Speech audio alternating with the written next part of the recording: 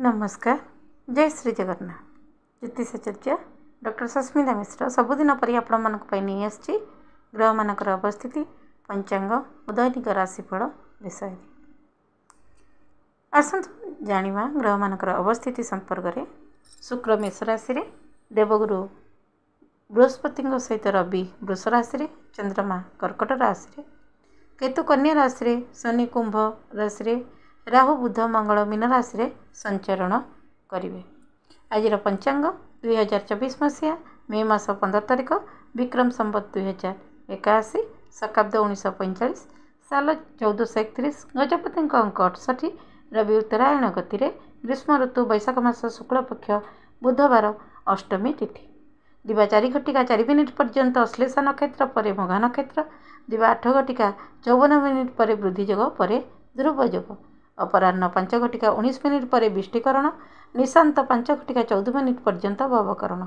आज सूर्योदय प्रातः 5 घटिका 15 मिनिट सूर्यास्त 6 घटिका 19 मिनिट राहुकाल दिवा 11 घटिका 41 मिनिट रु दिवा 1 घटिका 14 मिनिट पर्यंत।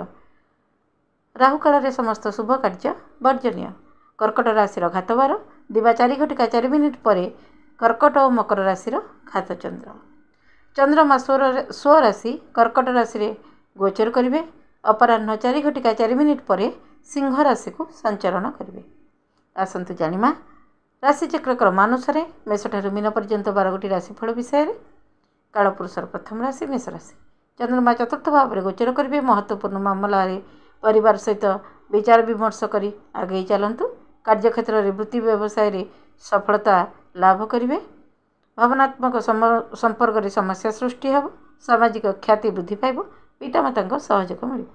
अनुभवी व्यक्ति मान संपर्क आसी भविष्य योजना नूतन दिग सृष्टि करेंगे। स्वास्थ्य प्रति सावधान रुहतु।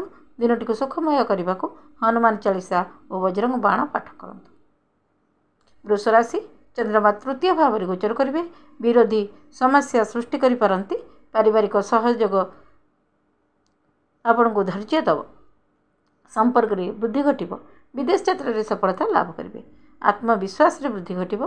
धार्मिक कार्य रे योगदान करिपारंती। संपत्ति को नहीं शुभ संवाद लाभ करेंगे।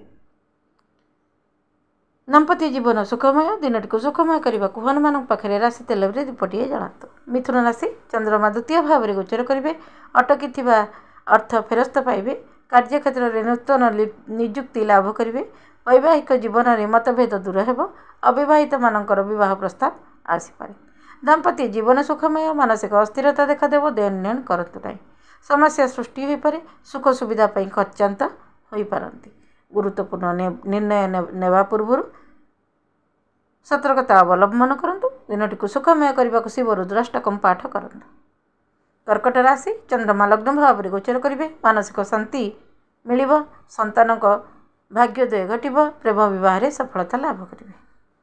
जीवन साथी स्वास्थ्य उन्नति घटिब। संतान सुख लाभ करेंगे। पैतृक संपत्ति को नहीं थिबा विवाद समाधान हम। मान सम्मान पद प्रतिष्ठा लाभ करेंगे। समय रे कार्य संपूर्ण करंतु। अधिकारी असंतोष प्रकाश पाइब। दिनटी को सुखमय करने को शिव रुद्राष्टकम पाठ करंतु।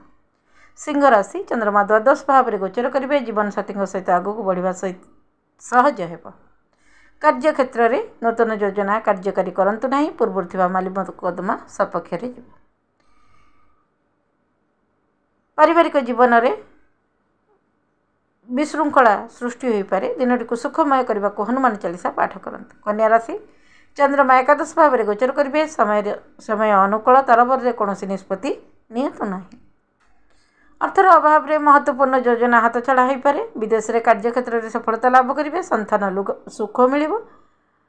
शिक्षा क्षेत्र में सफलता मिल। विदेश यात्रा रे सफलता लाभ करेंगे। वयस्क स्वास्थ्य समस्या नहीं सावधान रुहतु।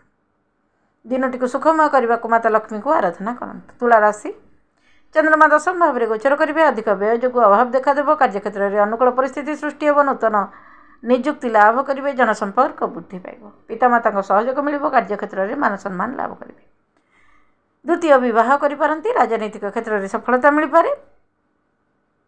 साधारण कथार उत्तेजित हूँ नहीं। संपर्क में हानि घटिब। सुखमय दिनटी को सुखमय करने को बजरंग बाण पाठ करंतु। वृश्चिक राशि चंद्रमा नवम भाव में गोचर करेंगे। व्यावसायिक क्षेत्र में सफलता मिलिबो, मान सम्मान रे वृद्धि घटिबो, यात्रा रे सफलता लाभ करेंगे।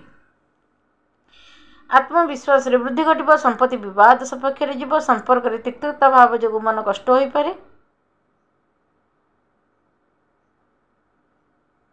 धार्मिक कार्य अर्थ व्यय करिपारंती। पूर्व दीर्घ दिन धरी चली विवादर समाधान हेबो। दिनटी को सुखमय करने को हनुमान चालीसा पाठ करंतु। धनु राशि चंद्रमा अष्टम भाव में गोचर करेंगे। आत्मविश्वास रे वृद्धि घटिबो, कथबार्ता रे पूर्व थिबा विवादर समाधान करिपारंती।